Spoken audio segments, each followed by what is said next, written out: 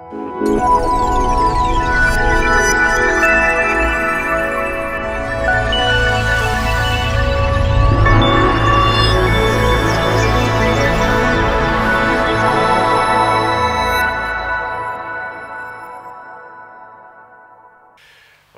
like, if I may, to start with some reflections about prisons and my journey to Barnardo's, before talking about the primary link between those two organisations, which is child poverty.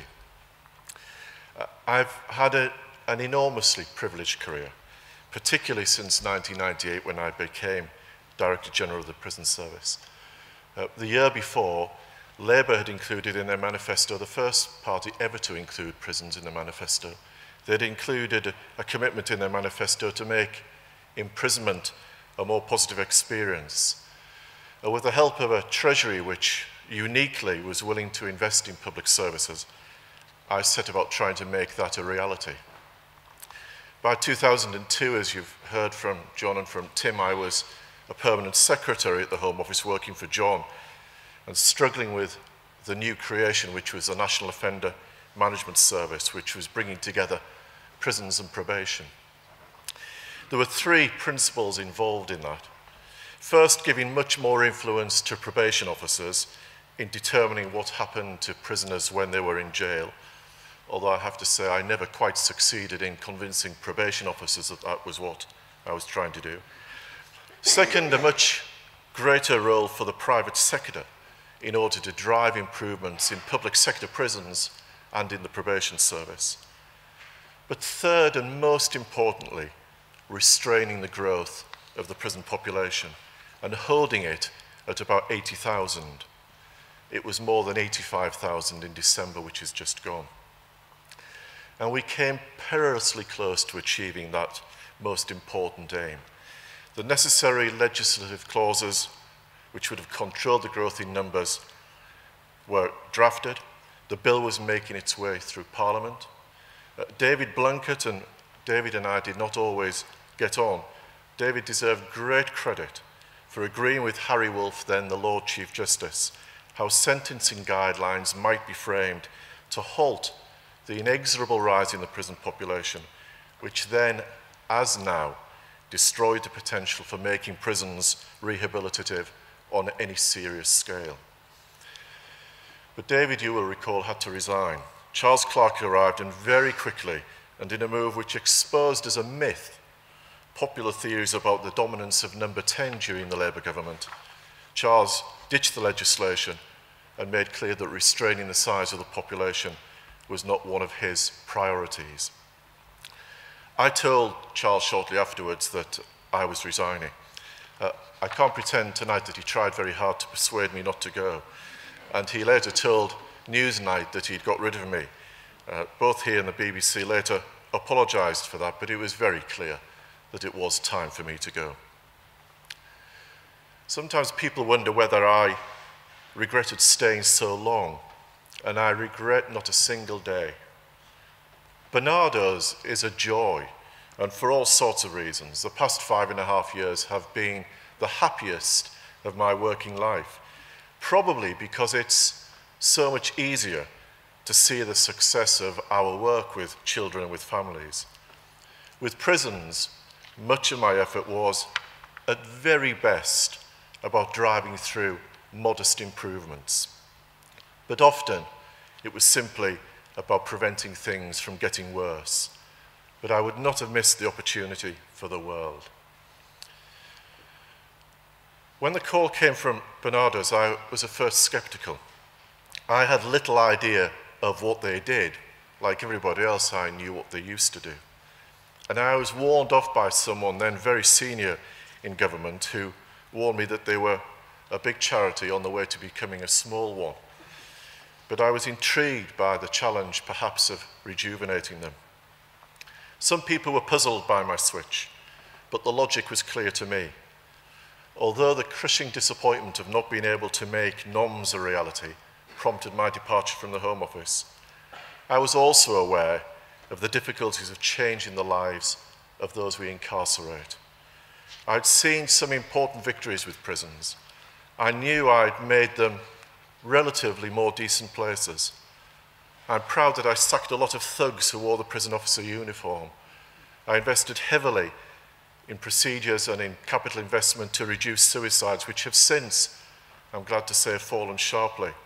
And we did deliver some modest reductions in reoffending rates. But I was critically aware that for most of the people we incarcerated, children and young people in particular, there was generally just too much poverty, too much disadvantage, too much educational failure, and too much poor parenting for prisons ever to overcome. Prisons do not remotely provide a cross-section of society. They're full of the uneducated, the excluded, the mentally ill, the barely literate, and the generally very sad. I remember the boy in my first week working in a Borstal in 1982. I remember the boy when asked by the Deputy Governor to make a couple of coffees, one white, one black, brought mine with milk, but apologised because he didn't know where to find the black coffee. I remember the handful of prisoners, the handful I met in 23 years who were other than from disadvantaged backgrounds, and nothing much has changed. Edward Woolard, sentenced last week to 32 months in prison, utterly unnecessary in my view, will find very few young people like him in the YOI in which he'll spend the rest of his teenage years. And my sharpest memories from my 23 years are that most tragic group, the thousands of children, about 3,000 a year, although it's fallen a little recently, about the 3,000 a year we are incarcerating at any one time. And in all my time in and around prisons, I only ever met 2 children whom I didn't think were redeemable. But what we offered them in terms of rehabilitation was generally just too little and too late. We failed nearly all of them. And because of that, we failed their future victims. So Barnardo's gave me a chance to work in an organisation which was starting at the beginning with the lives of the disadvantaged. I'm proud that 5 years later, our 8,000 staff and 14,000 volunteers now support many more children and to greater effect. We've grown by very nearly half in my time, becoming once again the UK's biggest children's charity, and to a point that now, were we a private company, we'd be in the FTSE 250. There may be a number of reasons for that, but as a final comparison with my old life, let me offer this simple explanation. I was formally interviewed for my post at Barnardo's by Geoffrey Barnett OBE, who is here this evening, and for whom it has been a privilege to work. He took over as my chair a few months after my appointment, and he remains my chair. We've worked together, tackling some long-term and difficult issues for more than 5 years. By contrast, during my last 5 years running prisons, and including secretaries of state, I worked for 11 different ministers with responsibility for prisons. So, the main link between my old world and Barnardo's then is disadvantage and poverty, child poverty in particular. And I want to say rather a lot about that this evening. But first, let me say something about childhood more generally in the UK. Some people in the room will share the UNICEF view that the UK is a thoroughly poor place in which to raise children. As the then Children's Commissioner put it recently when UNICEF published details of a survey which put us bottom of a European table for child well-being, the then Children's Commissioner said, quote, "The shocking conclusion is that as a nation, we have been failing our children and young people." I don't agree with that. On the contrary, I believe that most children in the UK in the last couple of decades have shared fully in the UK's fast increasing affluence. That affluence is, for example, reflected in the basket of goods which are used to calculate the retail prices index. That basket has to be changed from time to time to sift out the things we don't buy very much anymore and replace them with the things that we do. And it's telling that in the last decade, slippers, Brussels sprouts and camera film have fallen out of the index and been replaced by MP3 players, probiotic drinks, and champagne. Meanwhile, children have fared better at school. GCS pass rates have soared. University admissions have taken off by more than 40% in 10 years. And last year, the number of students entering university and from less affluent backgrounds increased more than any other group. And although there is much further to go, comprehensive school pupils at Russell Group universities now significantly outnumber those from private schools. At the same time, life expectancy has soared. 1 in 5 of us alive in the UK today, 10 million of us, are going to live to be 100. And I believe is demonstrable proof of a general improvement in children's well-being. Teenage suicide rates fell by almost a third between 1997 and 2003 and have fallen further since. So I believe the UK is generally a fine place for most of our children, many of whom have achieved a way of life beyond the dreams of their grandparents. But for a large and troubling minority of our children, that affluence is something they only see on TV. These are our children, nearly 3 million of them, who continue to live in poverty. I think we have a battle on our hands at the moment with child poverty. And I worry greatly that since the election, its importance has tumbled down the political priority list, both for the coalition and the opposition. I think there might be 2 reasons for that. The first reason is because there seems to be a general agreement that Labour failed miserably on child poverty, and that therefore, in more difficult times, the coalition cannot be expected to make much progress.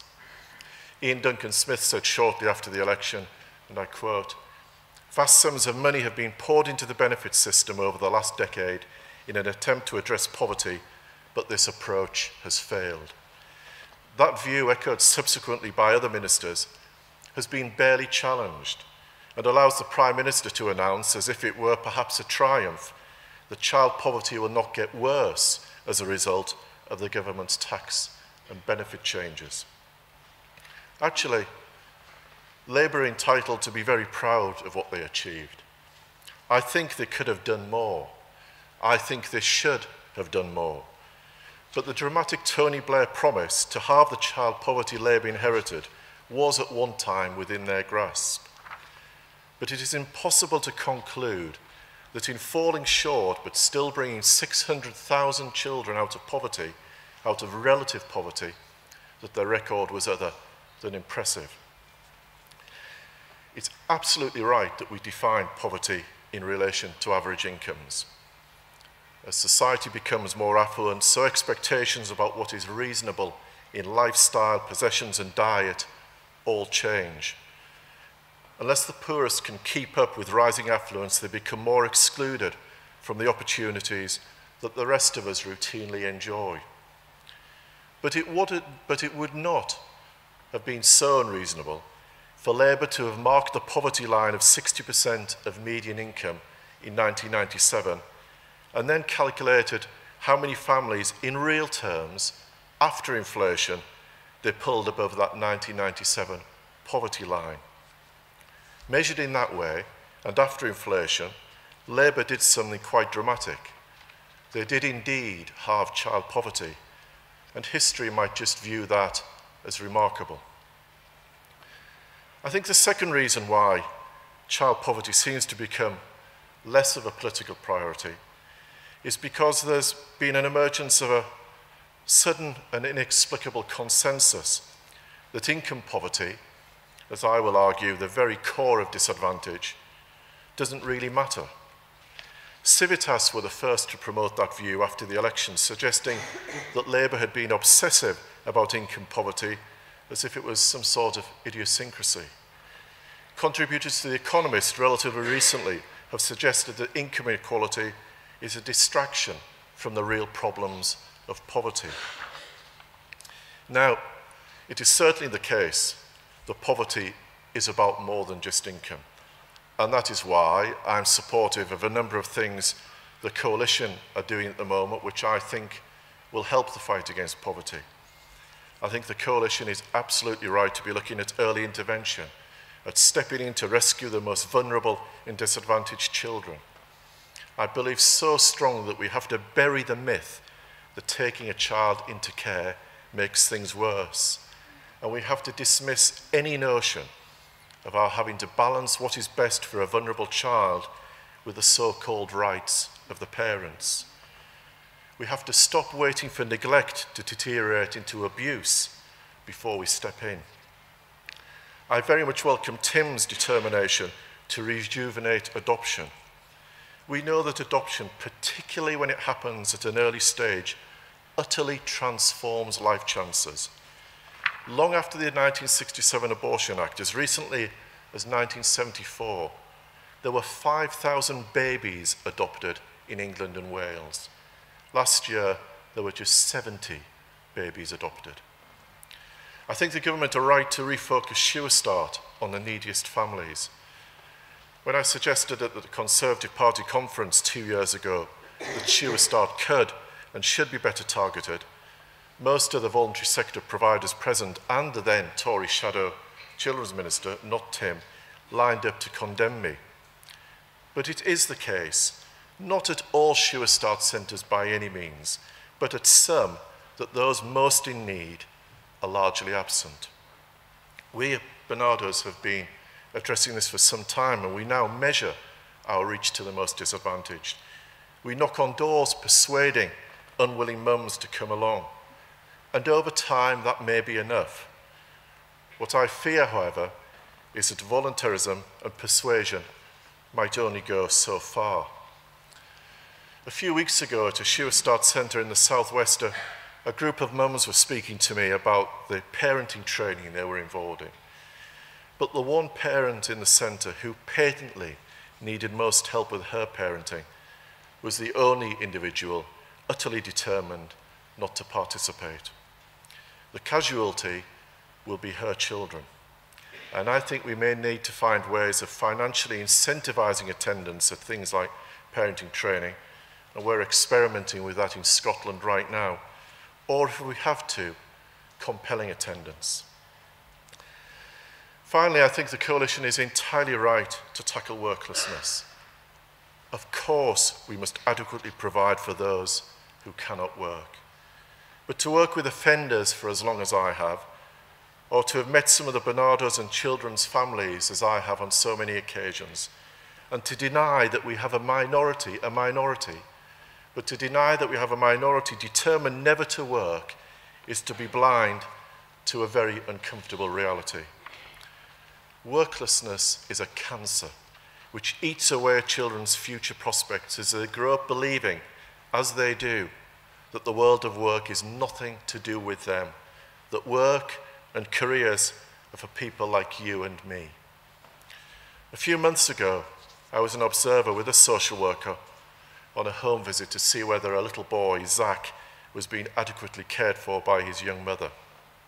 He was, in that he was clean, apparently well nourished and reasonably cared for. But we arrived at the house at about 10:30 in the morning.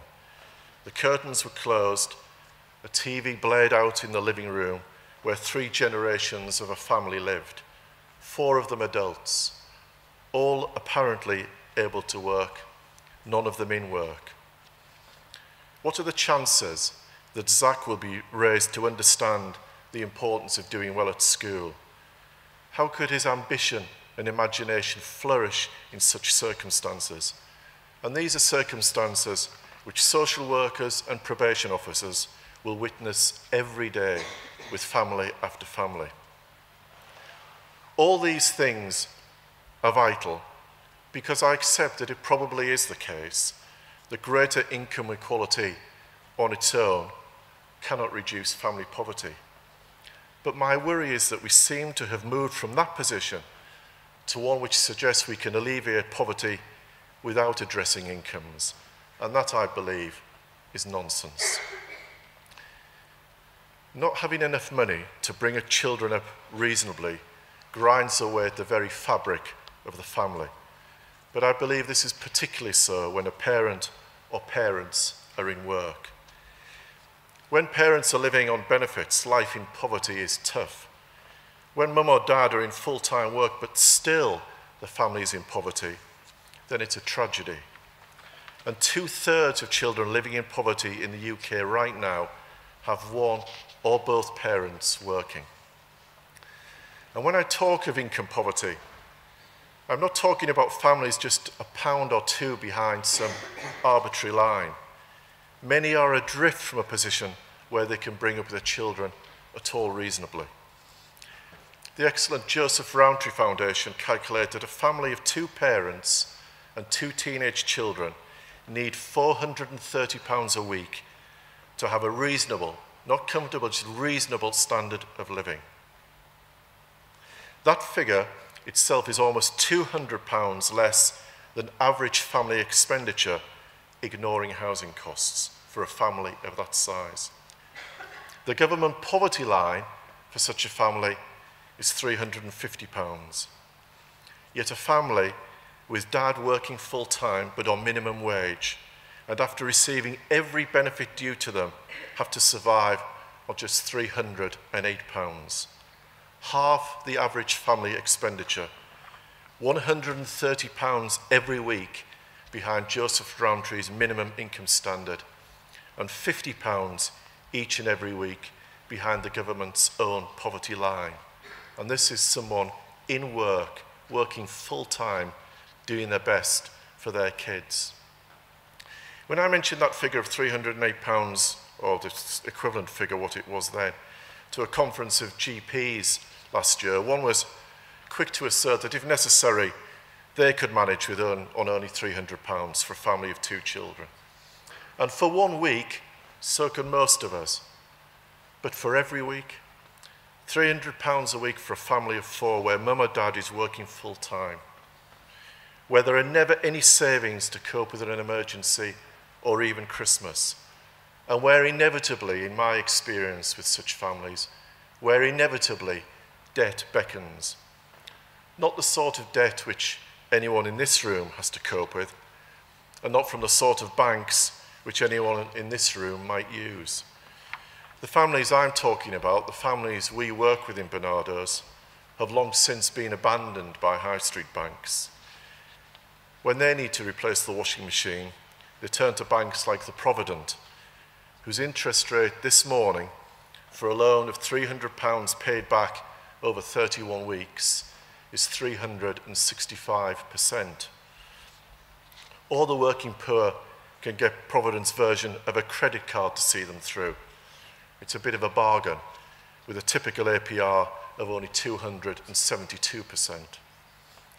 And I defy anyone in this room to be certain that they could be a good parent, involve themselves in their children's schooling, help them develop hobbies, encourage them to read, give them a decent diet, and guide them away from trouble with the police, when week after week they are worn down by debt which they know they might never repay.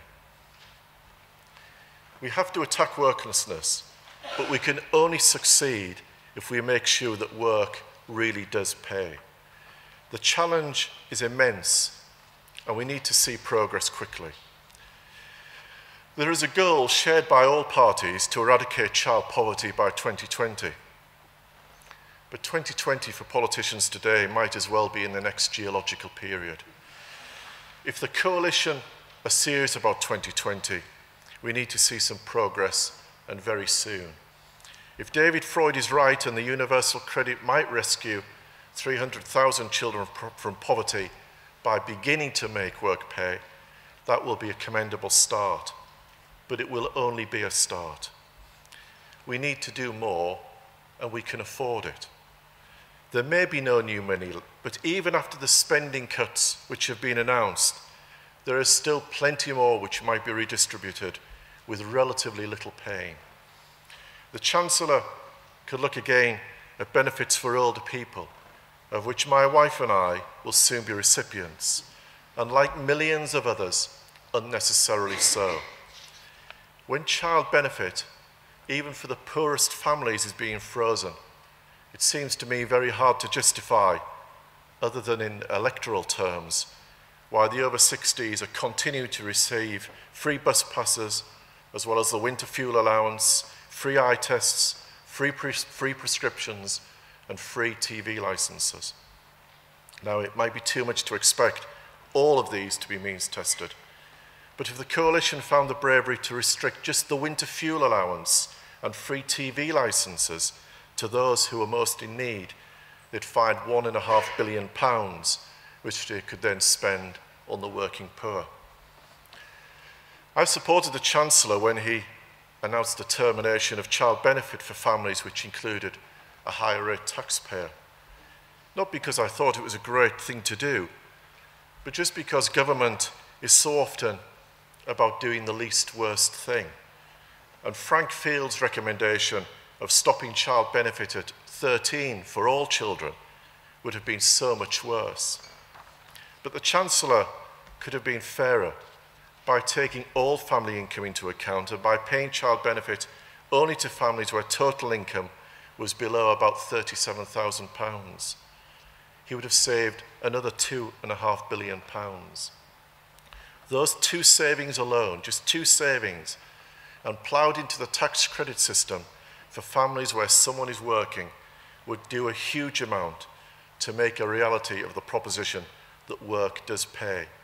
And we would see hundreds of thousands more children exiting poverty. Now, I do not mean to sound glib. I do recognise that to target benefits for the elderly or to further target child benefit would be politically uncomfortable. I mention them simply to demonstrate that even in these difficult times, the money can be found to give the working poor a better deal. But I'm not striving for a perfect society. I'm not naive about inequality. But we have to decide how much we can tolerate economically and morally. Economically, because we know from studies in the US that the failure to tackle child poverty there now costs America about 4% of its GDP in lost tax revenues and in additional spending on health and criminal justice. We know from a study completed here by the Joseph Rowntree Foundation at our request that spending here which might be avoided were we to give our poorest children a better start in life is now about £25 billion a year. But the real argument for doing more, the real justification for people like me not getting elderly benefits, which I don't need, or for people like me paying a little more tax or a little more VAT, is the moral argument. Such is the extent of our advance, of the advance in our wealth, that a boy born today in Gerrard's Cross has a healthy life expectancy. That's the time that boy will live before submitting to an illness which will eventually kill him.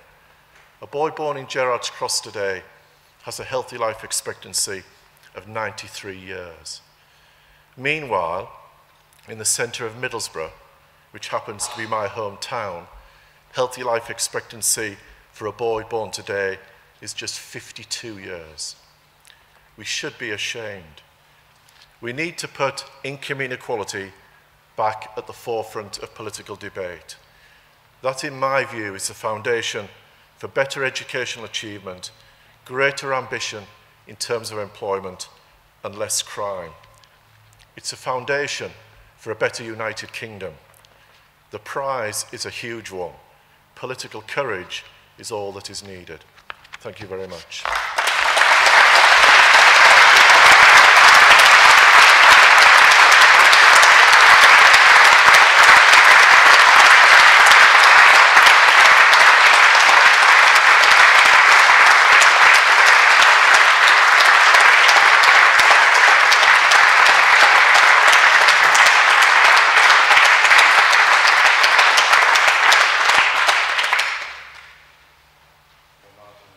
Thanks very much.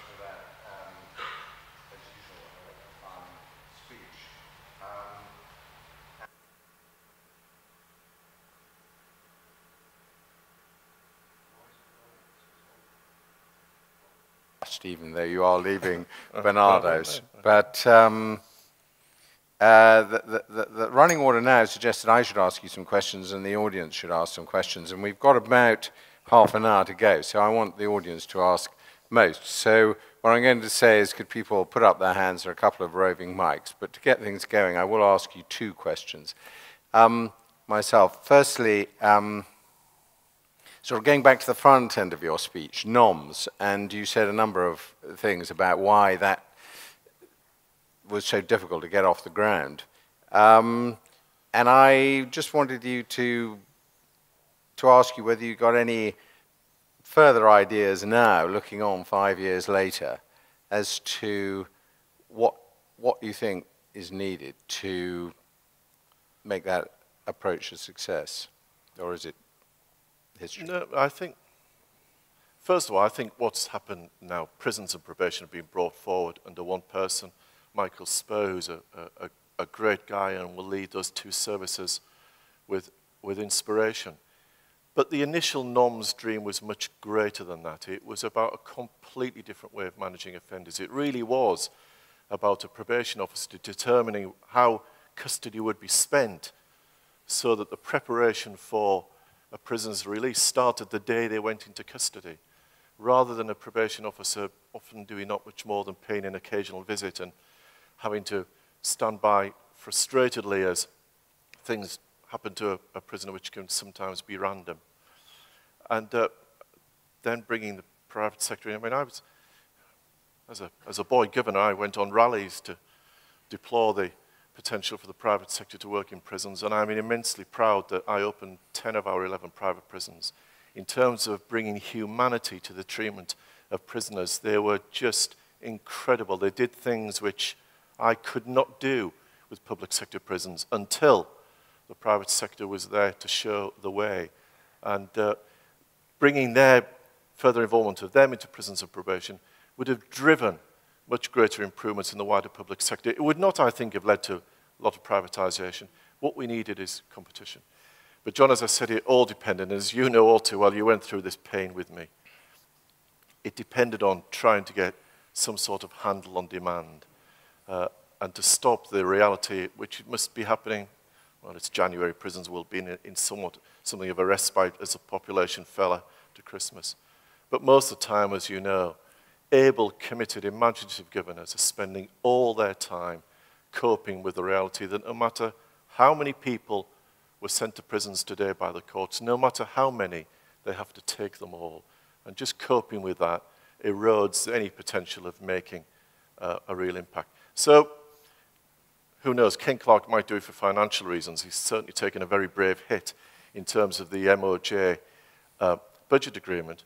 We have to regulate demand. If we want to make prisons what I passionately believe they could be, institutions which could transform the lives of the people they incarcerate. One other question from me. The argument that income isn't the whole story, I think you're right, has gone into, has shifted to income isn't really the thing we should look at. But there is a real tension between putting money into transfers, incomes, and putting it into collective services. And collective services, as you know, in the way of social services, including the services for children, are facing very heavy cuts at the moment. Where are the priorities there? Because I've heard the same. My free bus pass, I agree, is completely indefensible, although I use it, I have to say, I'm afraid. But I've heard that called in aid for a number of service provisions as well. How would you weigh those two things? Well, in an ideal world, we would provide services for everybody, and we wouldn't means test things, and we could have a very long argument about the extent to which stigma does or does not discourage people from taking up services. But we're in pretty desperate straits, and I think the case for means testing the provision of some services is now overwhelming. And in those services like Sure Start, and Sure Start is incredible. Nothing to do with me. We run lots of Sure Start centres, but it was something which I'd only just heard of before I went to Barnardo's. And in terms of giving a start to a young person's life, I think it is just wonderful. But we've got to get the right children there, and we haven't always been doing that. We need to do better. But even if you have all those services, I just think it's just bloody awful if you don't have enough money. I spent a really fascinating day with a young mum in Yorkshire a couple of summers ago. I arrived there quite early, went with her as she took a little boy to school. But the most impressive thing of the day was going to Asda with her and seeing how she spent her money. And it's just, you know, she was a young woman. Invariably, she was on her own. Of course, there's no bloody father to be seen. And just her misery at trying to see what she could afford when she was wanting to give her son a really good start in life just emphasized to me how completely we just need to give people enough money so they can get by. And we don't give people enough money. And when you're working, and when you're doing a miserable sort of job for which you get a minimum wage, then not to be able to bring up your kids decently, I do think is a tragedy.